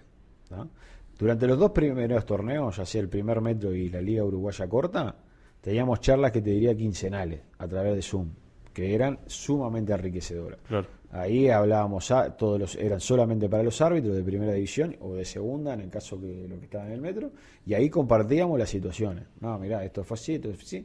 Había una decisión final que la daba el departamento arbitral que decía, no, muchachos, esto es pelota para rojo. Esto es full antideportivo. Claro. Se debatía y se llegaba a una conclusión. Lo que fue el último Metro, no hemos tenido charlas en todo el Metro, y en lo que va a la Liga tampoco hemos tenido charlas. Es lo que hablamos, un tema de la cuestión de organización, ¿no? Volvemos al mismo tema. Claro. Hacemos las cosas muy bien en una época de la vida, y es difícil mantenerla, y no la mantenemos. Claro. Entonces esto es como el juego de la Boca, vamos 3 para adelante y 4 para atrás. Claro. Entonces no podemos mantenerlo así. Es decir, no es serio, y son cosas que faltan. Eso la verdad a mí me exaspera. ¿Qué querés que te diga? Porque cuando vos ves que la rueda empieza a girar y que viene girando bien, se queda en un pozo y ahí quedó trancada. Sí. Y en cuanto, ya finalizando un poquito el tema del Challenge Rule, del futuro de la regla, ¿le ves alguna posible modificación? Por ejemplo, lo que se me pudo ocurrir es retar en cualquier momento del partido, estas jugadas puntuales que estamos hablando, o, por ejemplo, que te saque, como vos revisaste mal, o sea, ya antes estaba el tema de que vos acertabas y se te sacaba, acertabas el reto, ahora lo tenés, mantenés, claro. Pero, por ejemplo, lo ves como, porque, por ejemplo, en NBA pasa que vos retás una jugada y si la retaste mal perdés un minuto de tiempo. Sí, claro. El tema es que, claro, en FIBA son 3 minutos. En FIBA son 2 en el primer. Son 2 y 3. 2 y 3. Entonces es como que te limita mucho. Es mucho, sí. Es bastante... Pero vos ¿qué posibles mejoras, si le ves alguna, en tu opinión? No, yo creo que el IRS ya ha mutado. Es decir, de la primera experiencia que fue en aquella finales de liga, ahí empezó el IRS, en aquellas finales de liga que se jugaban sin público, vamos a decir, semifinal y final. Esa fue la primera experiencia de lo que era el IRS. Después en el metro del CEFU se utilizó, y después en la liga corta, que fue donde más se utilizó, en la liga que se jugó en Vigo. Mutó bastante y creo que ya está en un punto que está bastante justa, ¿no? Que está bastante bien. No habría que agregarle nada, a no ser situaciones que vos puedas revisar. Claro. Más situaciones, darle más situaciones al entrenador. Está muy bueno aquello de mantener si acertás, porque era muy injusto tener una bala sola y todavía que le pego, la pierdo. Claro. Entonces, está bueno eso de que la mantengas en el tiempo, así aciertes. No sé si le haría cambios. Yo sí le haría cambios al IRS. Le haría cambios al IRS, o le agregaría cosas a para que los jueces puedan ir a revisar en cualquier momento. Para que los jueces puedan revisar en cualquier momento. Hay 2 situaciones que nos dan muchos problemas. Sí, ¿cuáles son? Situaciones muy rápidas, que es la violación de 24 segundos, ¿no? Violación de lanzamiento. Es muy difícil a veces identificar cuando el balón está en la mano todavía, en el momento del lanzamiento, ¿no? Y esa no suele Y esa no se puede revisar hasta dentro de los últimos 2 minutos del último cuarto, ¿no? Y esas situaciones... Claro, hay un triple que fue fuera de tiempo. Hay un triple en el primer cuarto y no tengo manera de revisarlo. Claro. ¿Tá? Y un partido se puede definir por 1 punto, por 2 puntos. Y yo carreo el error esos 3 puntos convalidados o no convalidados y defino el partido del tiene final. peso todo el ¿Tá? partido. Y la otra situación que es muy rápida es la de interferencia. La situación de interferencia. Claro. Interferencia y goaltending. Es muy complicada también al golpe de vista, a veces identificar, porque a veces el balón queda muy cerca del cristal y no sé, a golpe de vista es muy difícil saber, ¿fue primero cristal y después el tapón o fue primero la tapa y después fue el cristal? Sí, esa es una de las jugadas que tiende como a haber de repente un poco más de errores. Claro, es que es muy difícil, fina, es muy fina porque aparte vos acordate aquella famosa ley del paralaje, vos decís, vos la estás viendo desde una perspectiva que no es perpendicular o desde arriba, que vos ves el espacio entre la pelota y el cristal, vos la estás viendo de atrás. Entonces hay muchas situaciones que son complicadas en ese aspecto de definirla y creo que estaría bueno agregarlas a la posible revisión. Pero veremos qué pasa. Dejando de lado un poco el challenge rule, pasando a algunas reglas puntuales, de algunas jugadas que, bueno, para aclarar, las reglas en el básquet, quiero que lo expliques vos porque ya lo has explicado, se cobran cuando el jugador saca la ventaja en la acción de juego. Por ejemplo, creo que ya lo has mencionado, no sé, un jugador saca la pelota de costado, recién empezó el partido y hace 2 pasos con la pelota y después pica. Bueno, ahí salta todo el mundo, camina, y en realidad es como que no tiene incidencia con el juego y se permite. Quiero que lo explique bien porque... En el básquet no tenemos ley de ventaja, pero sí dentro de la regla hay un principio que se llama ventaja y desventaja, ¿tá? Todas las situaciones que son menores, infracciones menores a la regla, se pueden obviar siempre y cuando el jugador no saque una ventaja sobre el oponente. ¿Qué quiere decir esto que, como vos explicaste recién? Un jugador recibe la pelota, el balón dentro de la cancha, producto de un saque, ¿tá? Y mueve ligeramente los pies, ¿tá? En su posición habitual, en su posición en la cancha, y no lo marca absolutamente nadie, solamente está él con el balón y mueve, acomoda los pies. ¿Es una violación? Sí, es una violación porque está moviendo el pie pivot, ¿no? Claro. Pero ¿por qué no se debe sancionar la violación? Porque no es el jugador que mueve los pies, no está sacando una ventaja frente al oponente. Claro. Sin embargo, la situación cambia cuando tiene un defensor defendiéndolo y él mueve los pies de manera tal que saca una ventaja frente a ese jugador. Lo mismo en situaciones de contacto.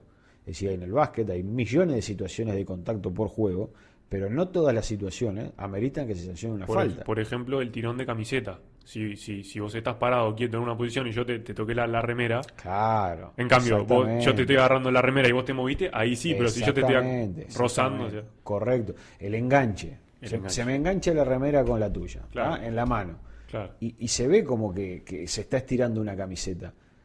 Pero no hay una ventaja ahí, porque se sacaría una ventaja cuando yo te agarro de la camiseta y te impido el movimiento, ¿tá? Entonces hay un montón de situaciones que el jugador y la gente en particular, que vamos a decir, el jugador más o menos ya va aprendiendo cómo es, ¿no? El tema muchas veces pasa el espectador, ¿no? Que tiene que entender que hay situaciones que ameritan un silbato y hay otras situaciones que no ameritan un silbato. Claro. Tener en cuenta eso, el principio ventaja y desventaja es fundamental para entender el básquet moderno. Claro. ¿No? Sí. Después otra que genera muchas dudas, por ejemplo, es la de los 8 segundos para pasar la mitad de cancha. Sí. Hay algunas veces que llega al 16 segundos, pasó a 8 segundos, pero no. El tema de la regla de 8 segundos, es decir, hasta hace unos años atrás se sancionaba la regla de 8 segundos, quien llevaba la cuenta de los 8 segundos era el árbitro, ¿tá? No sé si todos visualizan un árbitro en transición, se van a acordar que había un árbitro que movía las manos de manera tal que venía contando los 8 segundos, ¿tá? Bueno, lo que FIBA ha hecho fue evolucionar a tal manera de que los 8 segundos se sancionen una vez que el reloj de lanzamiento llegue a 15. ¿Tá? Vos me decís, ¿por qué 15? 24, a menos 8, 16, claro. En todas las escuelas del país, como decía Alberto. Un grande Alberto. ¿Cuál es la situación? Que los 24 segundos arrancan en 24:00. Claro. ¿Tá? Y automáticamente en 24, cuando se pone en funcionamiento el relanzamiento, arranca 24.00 y baja 23.99. 23.9. ¿Tá? ¿Qué pasa si yo sanciono los 8 segundos cuando en el dispositivo marca 16? Yo no estoy sancionando los 8 segundos todavía porque quiere decir que queda 16 con 1. Claro. Le queda una décima de segundo para pasar la cancha. Claro. Entonces la FIBA que dice, se sancionan los 8 segundos una vez que el dispositivo muestre 15.9. Claro. Cuando muestra 15.9 quiere decir que ya se consumieron, ya pasaron los 8 segundos completos. ¿Tá? Por eso muchas veces se protesta, porque la gente hace la cuenta matemática y bueno, y no es matemática. Claro. Es matemática, pero sí. Hay que hilar un poquito más fino. Claro, no, pero está bueno aclararlo, estas pequeñas cosas, porque bueno, cualquier persona que lo escuche se va a informar y lo va a tener un poco más claro, que era un poco la idea. Es la idea, también. ¿no? Es un poco la Transmitir idea. Conocimiento. Exacto. Claro. Después otra, un jugador anticipa un pase, pero no llega a tener el control de la pelota y la vuelve a recuperar el equipo. ¿Cuántos segundos es para que ocurra ese intercambio de posesión? ¿Entendés por dónde voy? Te entiendo por dónde va, pero te cuento cómo es. El control del balón siempre lo tiene un equipo. Sí. ¿Ah? Siempre un equipo tiene control del balón. ¿Cuándo no lo tiene ningún equipo? Después de un lanzamiento. En el momento que un jugador efectúa un lanzamiento, ahí automáticamente ninguno tiene control. Claro, no hay ninguno. ¿Ah? Ninguno tiene control. Una vez que un equipo establece un control, para que el otro equipo pase a tener control del balón, tiene que controlarlo con ambas manos o con una mano el balón, sosteniéndolo. Sí. ¿Ah? Si no lo llega a sostener o a controlar con ambas manos, el control sigue siendo del otro equipo.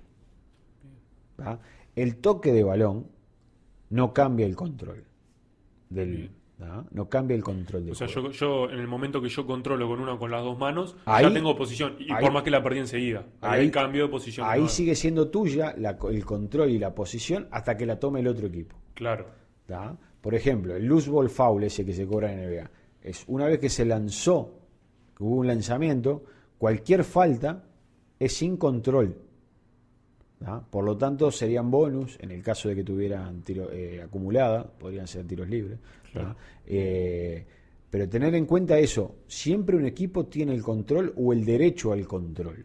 ¿Tá? Por ejemplo, si yo estoy fuera de la cancha, no tengo control en cancha, pero tengo un derecho al control, porque ya tengo el control del balón, de la banda, para sacar el juego. Clarísimo. Después otra que fue una pregunta que realizó nuestro camarógrafo hoy, Guzmán Pagani.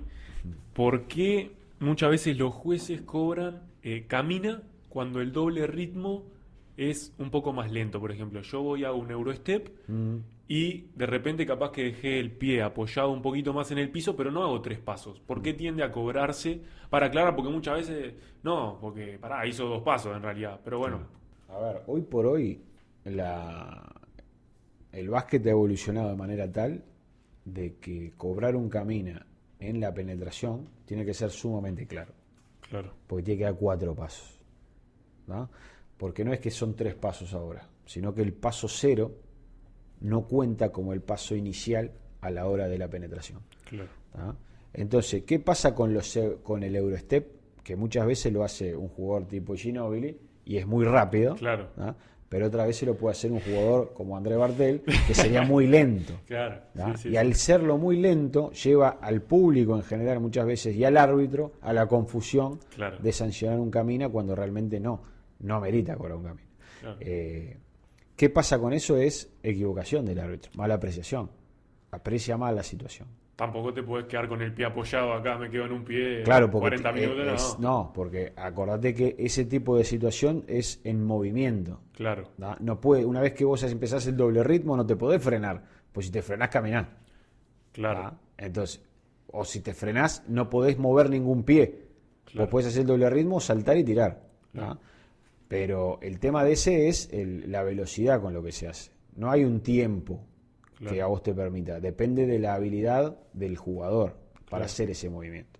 Entonces, en ese tipo de jugadas, de repente muchas veces el árbitro se equivoca. Nos equivocamos. Tomamos una mala decisión, ¿tá? Porque vos después lo ves en el video, Claro. y te das cuenta que no hizo nada ilegal, que hizo el movimiento con los Claro. 3 apoyos de manera correcta, y lo único que hizo mal fue hacerlo lento el movimiento. Claro. Nada más Porque que eso. también muchas veces pasa, por ejemplo, cuando está pivoteando, está con dos jugadores encima, o un jugador pivotea y muchas veces no es que mueve el pie de pivot y vos ya sabés que el árbitro la va a cobrar y ni siquiera pasaron los 5 segundos de retención, ya sabés que la va a cobrar, pero en realidad no hizo el movimiento, pero decís, sí, ya la van a cobrar porque estuvo medio ahí moviéndose. Sí, bueno, esas son cosas que Son muy finas, pero el tema que tenemos que entender que lo fino no se cobra, a no ser Claro. que vos tengas que saques una ventaja. claro, de pero cierta- muchas veces esas jugadas sí se cobran y Se cobra muchas veces porque tendemos muchas veces a dejarnos llevar o a influenciar por lo que se dice, por lo que protestan o por lo... ¿ah? Pero no se deberían sancionar. El árbitro tiene que tener la capacidad de abstraerse de cualquier tipo de protesta y cobrar lo que tenga incidencia realmente en el juego. ¿Por qué lo cobramos? ¿Pivotear? Puede pivotear los 24 segundos, si quiere. Claro. No por pivotear le vamos a cobrar camina. Claro. El tema es que muchas veces la gente empieza camina, Claro. y eso llega un momento que a veces en determinados árbitros le va haciendo mella la protesta de manera tal que te lleva a mirar esas pequeñas ventajas, Claro. ese pequeño movimiento del pie pivote en un pivoteo, cuando realmente no es nada. Sí, sí, sí, sí. Cuando realmente no es nada. La última regla que bueno, es el tema del golpe al tablero. Muchas veces, o sea, se anula una conversión Sí. por un golpe al tablero, pero lo que dice la regla es que tiene que mover el tablero, o sea, Correcto. Tiene que ese golpe tiene que tener una incidencia a la hora de que el balón entre en la canasta. Si yo toco el tablero, ¿no? Y la pelota está por arriba del nivel del aro, si ese toque a la tabla, ¿no? Vamos a decirle tabla y no tablero, porque tablero es Claro. aro y tabla, ¿no? Claro. Vamos a decirle, un jugador deja la pelota descansando en el aro. Sí. Si yo vengo de atrás en un momento de defender la jugada, toco la tabla, no es absolutamente nada. Si yo golpeo la tabla y el balón termina saliendo producto de ese golpe, porque el aro queda vibrando, bueno, ahí sí es una interferencia. ¿Pero por qué es una interferencia? Porque impide que el balón entre en la canasta. ¿Tá? O el árbitro interpreta que producto de eso el balón no tiene chance de entrar. Claro. Para que sea una interferencia, primero el balón tiene que tener chances de entrar. Sí. Muchas veces pasa de que el jugador lanza, la pelota está saliendo, golpea en el tablero, Claro. ¿tá? Y la gente pide, los jugadores, los entrenadores piden que se sancione esa violación. No, muchachos, esa violación no se puede sancionar porque la pelota ya estaba 50 centímetros fuera del nivel del aro. Claro. O sea, no iba a entrar jamás esa pelota. Por más que le peguen con una bomba, no va a entrar nada. Ese es el tema. Hay que saber interpretar cuándo es violación y cuándo no.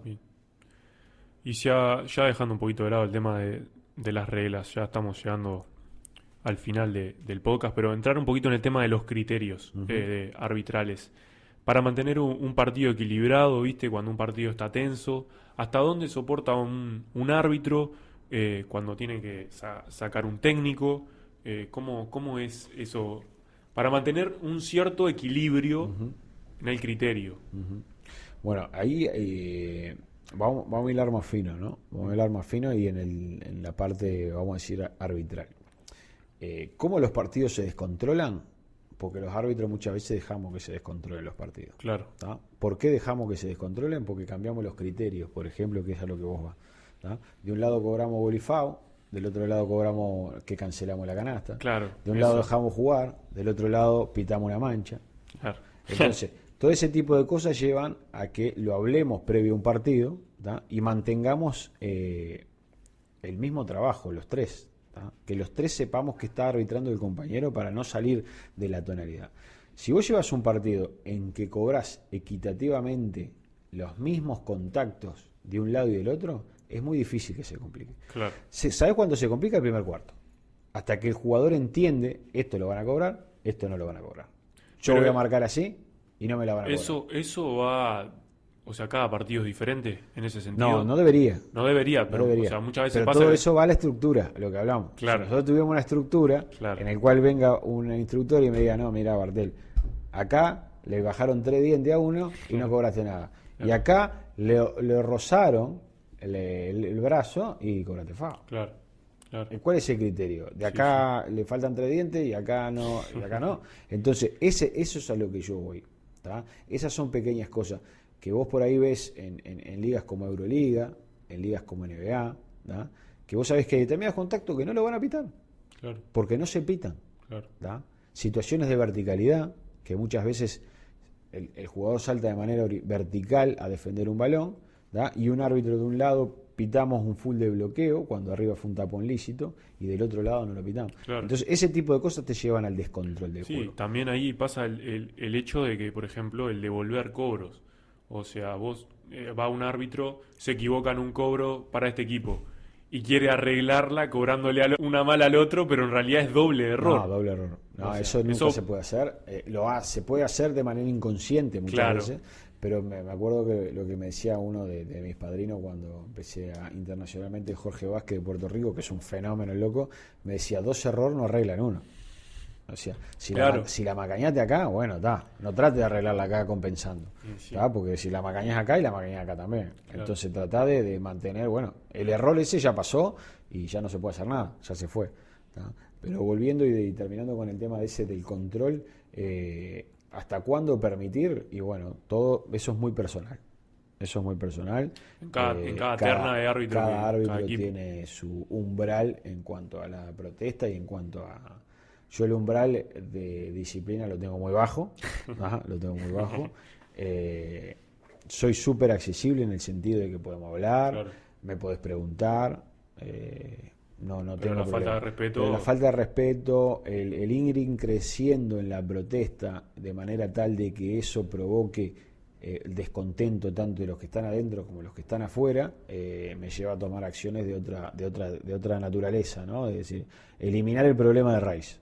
¿No? Claro. Yo siempre hablo con los jugadores, si tú me estás dejando pegado a mí, antes que quedar pegado yo, vas a quedar pegado vos. Claro. ¿Tá? Yo elimino el problema de raíz, sea el jugador que sea. ¿Tá? Entonces yo lo que le pido es, hablamos con respeto, estás en desacuerdo con lo que yo pito o con lo que se pita en mi equipo, tenés todo el derecho de Claro. estarlo, pero hay momentos para hacer la protesta o hay formas para hacer la protesta. Sí, y además si no te pasa que se te va de control el partido. Totalmente. O sea, si vos no lo regulás, empieza el otro y Y no hay ya nada ahí- más horrible que ver un partido fuera de control. Fuera de En el que control. todo el mundo protesta, todo el mundo habla, Claro. nadie juega. Y ahí es donde el árbitro no cumple su labor si no Y ahí- controla el partido. Exactamente. O sea. Porque nosotros no somos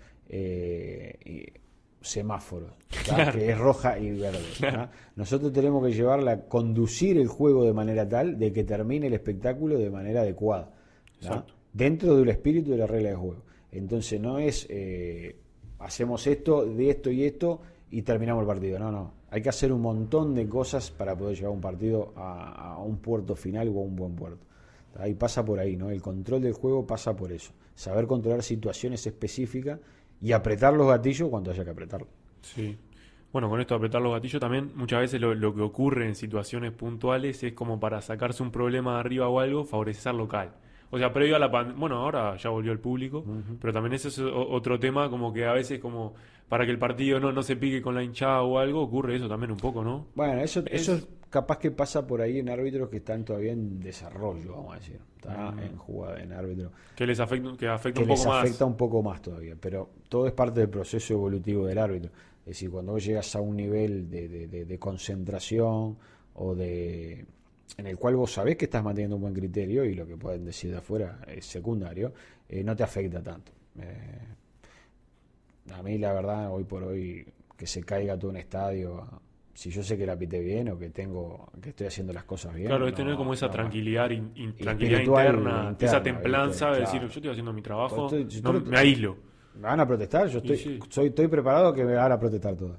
Claro. Pero, claro, cuando vos cargas con un error, bueno, un error acumula una carga negativa emocional que te puede llevar a cometer otro error. Por eso es importante que el árbitro aprenda a convivir con el error y que la gente del ambiente entienda que el árbitro se va a equivocar.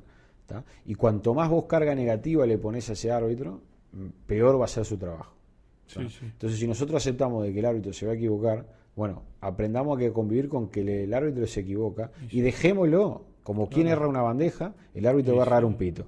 Y si lo erra, cuanto más carga negativa le pones a la persona, no solamente al árbitro, o fíjate que si un jugador le tira una bandeja y en vez de decirle vamos arriba, le decís sos un burro, no es lo que hiciste, es decir, cada vez va a tirar menos. Bueno, el árbitro le pasa exactamente lo mismo. Sí, y entra esa como el hecho de decir, no, este cobra porque está a favor de este o está a favor del otro, eso no existe porque en realidad es que es lo que hablábamos de las sanciones. Si un árbitro no cumple con su trabajo, es el primer perjudicado y lo van a sancionar, lo van a multar y es el primero que pierde. O sea que lo más importante es cumplir con el trabajo de uno. Totalmente, sí. Bueno, como último gran tema, hablar de la superposición de torneos, que lo estábamos comentando ahora fuera de la grabación. Sería mejor para árbitros, para entrenadores, también para jugadores, tener la posibilidad de superponer los torneos a la vez, saber tu opinión y ver si puede ser como un cambio y un crecimiento sustancial. Sin duda. Y te explico desde la parte del arbitraje, ¿no? Andrés Bartel hace Liga Uruguaya y Andrés Bartel hace torneo metropolitano. Hace la final de la Liga y la final del ascenso por el metro. Claro. ¿Tá? Entonces, los que están más abajo que arbitran. Claro. Hacen todo. Claro. Entonces Bartel hace la final de la Liga, la final de la Liga Universitaria, la final del femenino. No. Claro. Cada uno con lo que le toca. ¿Tá? Claro. Entonces vos al superponer todo, ¿tá? Limitás determinada cantidad de árbitros que, bueno, estos árbitros son de liga, los uso para la liga, y otros árbitros los uso para el metro. Claro. Y esos árbitros van a tener un mayor desarrollo, porque no es lo mismo ir de 2 o de 3 en un partido que tener que ir de 1. Claro. Entonces, es fundamental el tema de juntar los torneos para que los árbitros que arbitran liga no tengan que arbitrar metro. Y el tema que muchas veces la gente, siempre para la definición de torneo y esas cosas, va a querer a los jueces de mayor trayectoria. Pero yo a eso te contesto. Claro. Vamos a sacar el nombre de Bartel. Gonzalo Salgueiro es árbitro de liga. Claro. ¿Está bien? Sí. Para el metro está este otro. Claro. No, pero yo quiero que me arbitre. No, pero no entendés.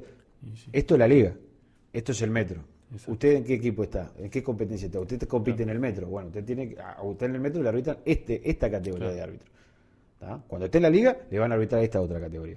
Pero no es porque no queremos que fulano, no se le caen los anillos a nadie por ir a arbitrar el metro. Al contrario, está todo bien. Pero ¿qué pasa? Tenemos que desarrollar a estos árbitros para que después lleguen a la liga.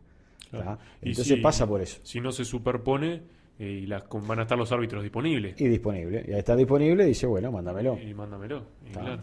Entonces, por eso habría que hacer eso. Y en el caso de que no se pudiera hacer, bueno, limitar que determinada cantidad de árbitros, esta categoría de árbitros no puede arbitrar metro. ¿Tá? Claro. Para que se pueda desarrollar el potencial de otros árbitros que están en desarrollo. Y en situaciones y momentos de definición. De definición, claro.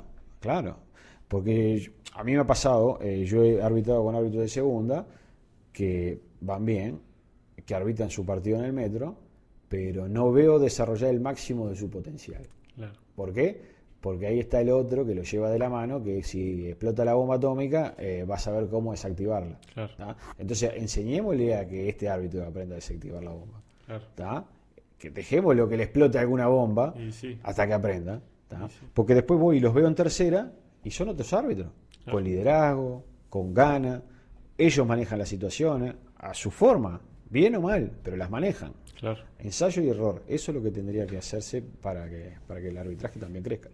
Bien, llegando ahí al último tema, todavía te queda, dijimos que hasta los 55 años se puede ser árbitro a nivel local. 50 a nivel internacional. ¿Cuántos años tenés? 38. 38. Todavía te queda un largo bagaje por recorrer, pero ¿cómo te ves en la post carrera de ser árbitro? ¿Cómo te ves cerca del ambiente del básquet? ¿Lo has pensado en algún momento ya? Tengo, pero no quiero adelantarlo porque si no me van a bien. pedir el retiro. Pero sí, tengo. Lo que hablaba de la estructura. Claro. El día que yo me retire voy a tratar de que, si no hay una estructura armada, de formar la estructura. ¿No? Aportar desde ese lado más organizativo. Sí. Y la parte de desarrollo del arbitraje. Yo estoy convencido de que Uruguay, sin hacer absolutamente nada, en 100 años de historia de la federación,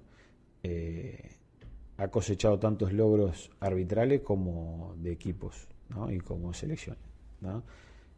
Tenemos la historia del arbitraje de básquetbol en Uruguay es sumamente rica. Tenemos árbitros con participación en el Mundial, Eli Chiglá, Álvaro Tría, Coco Fares, Mario Hoppenheim. Es decir, hay un montón, ¿no? Sí, Romeo Lino. De altísimo nivel. Altísimo nivel. Han participado en altísimas competencias. Y nunca hubo una estructura de arbitraje para potenciarlo. Entonces vos podés imaginar el talento natural, claro, que te da la competencia, claro, porque el desarrollo de esos árbitros se da producto de la competencia interna, que es durísima a nivel local. Claro. Imagínate todo el potencial que podrían llegar a desplegar si tuviéramos una estructura armada para desarrollo de arbitraje. No habría uno en un mundial, irían 2, 3, 4 árbitros mundial de Uruguay. Entonces, lo que tenemos que hacer es tratar de desarrollar esa estructura de una vez por todas y poder darle a los árbitros un espacio del crecimiento, independientemente de las ligas. Porque no estoy de acuerdo de que si el nivel es malo, el arbitraje tiene que ser malo. Claro. No estoy de acuerdo con esa muletilla. Sí, se trata de también marcar un poco la diferencia y elevarlo desde el lado. Exactamente. No quedar, si no siempre te quedas en la chiquita. Y si no siempre nos quedamos en la chacrita, en la simple. Y porque las condiciones no van a estar dadas al 100% nunca, o va a ser muy difícil alcanzarlos. Pero entonces tenemos que, ¿cómo me veo? Y bueno, desde la parte esa organizativa. No sé si instructor, porque... Más dirigencial. Sí, creo que sí. Bien. Más dirigencial, sí. Bien. Bueno, para cerrar, esto es algo que lo quiero hacer característico del podcast, va más allá de los temas que hablamos. Una frase que lleves contigo, que te acompañe en tu vida, para transmitírsela a la gente y también para aprender frases nuevas. Nunca viene mal, algo que vos lo tengas presente contigo y que diga, bueno, me define esto y bueno, me ha marcado en mi vida. Para esta me la tendrías que haber mandado por WhatsApp, esta si la tenía pensada, ¿no? Pero una que se te ocurra que diga, bueno, mira, esto... Mira, te diría así, nunca dejes de soñar, por ejemplo. Bien. Es media trillada, pero yo te diría que a mí me ha caracterizado. Si yo pude llegar a donde yo he llegado, teniendo las limitaciones que he tenido, ¿no? Cualquiera puede llegar, ¿no? Ahí me dicen, vos, es difícil llegar a lo que vos llegaste, llegar a un mundial. A ver, si yo pude llegar, llega cualquiera. Sí, esfuerzo, sacrificio. Ese esfuerzo, sacrificio, dedicación. Trabajo, es estar, nada más que eso, ¿no? Entonces, si tuviera que decirte una frase vinculada al arbitraje, bueno, no dejes de soñar de que vos no podés estar ahí. Si lo soñás, si trabajás para eso, el trabajo da fruto, no hay vuelta. Eso se aplica para todos los órdenes de la vida. Y bueno, ya llegamos hasta el final del podcast. Es simplemente un presente por tomarte el tiempo muchas gracias. De estar por acá, que yo lo valoro mucho. Y bueno, nada, agradecerte por este tiempo que bueno, que fue difícil coordinar, pero bueno, vale la pena siempre tener charlas sobre básquet y sobre lo que a uno le gusta. Eso es algo que llena mucho. Para mí fue un placer, me encantó haber venido, la verdad que pasamos un rato bárbaro con el camarógrafo acá, también pasamos muy bien. Hablamos de básquet y hablamos de arbitraje, que es lo que a mí me apasiona, ¿no? El arbitraje. Está bueno también dar a conocer o visibilizar algunas cuestiones que de repente en otro contexto no se hablan mucho. Claro, no. Es decir, yo sé que el arbitraje no vende como vende por ahí un jugador estrella, pero ¿qué pasa? Es parte del deporte. Entonces es importante el conocimiento de eso, ¿tá? Para aquellos que amamos el deporte. Pero bueno, de agradecerte, Nico, la invitación, pasé bárbaro. Que se repita cuando quieran y bueno, te quedo debiendo un regalito porque no tranquilo, es al invitado al que viene por acá. Hasta la próxima. Les quiero dar las gracias por haber llegado hasta el final del capítulo. Espero se la hayan pasado tan bien escuchando como yo haciéndolo. También le quiero dar las gracias a Lucía Baptista, quien le da la identidad visual a Más Allá del Básquet, y a Guzmán Pagani, quien me estuvo ayudando con la filmación. Esto fue todo, nos reencontraremos en el segundo episodio de Más Allá del Básquet Podcast.